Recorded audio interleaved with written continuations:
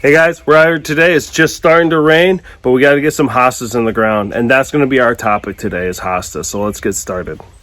Hostas are a perennial that are winter hardy in zones 3 through 8 and heat hardy in zones 8 through 1. They're great for shade gardens and pathways.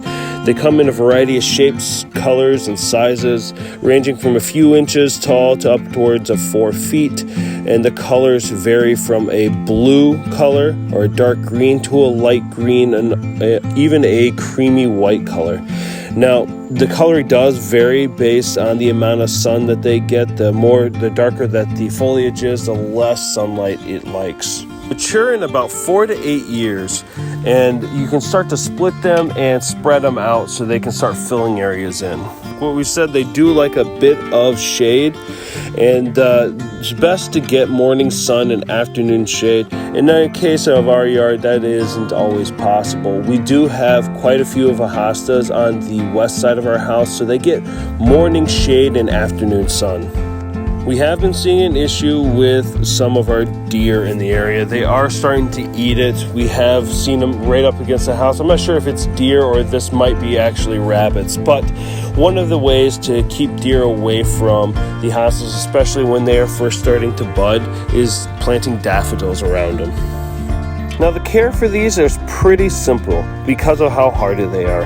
They do like a bit of granular fertilizer in the spring, and you can put fertilizer down around them during the summer, but it's not necessary, but it's always helpful. And the last thing is make sure that if you are fertilizing them with granulars, do not leave any granular on the actual leaves themselves. It will burn them out.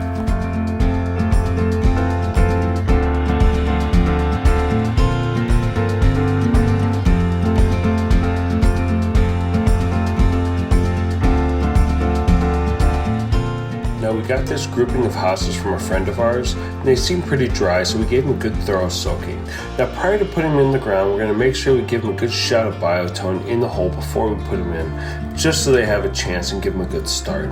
Now because we're placing them around the edges, we space them appropriately so that once they reach their full capacity, they reach their full growth, that they'll start to create basically one large hosta area. They'll create a bed that is one continuous hosta along the edge of the driveway and the sidewalk. Hope everything made sense. I hope you learned something. I gotta go pick some black raspberries, so we're gonna end it here. Thanks for watching, and we'll see you soon.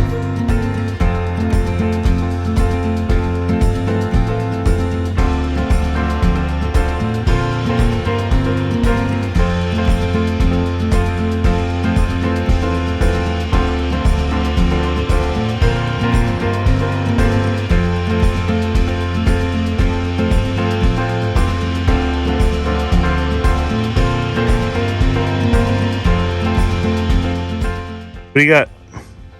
Black raspberry. Can you get one? Yep.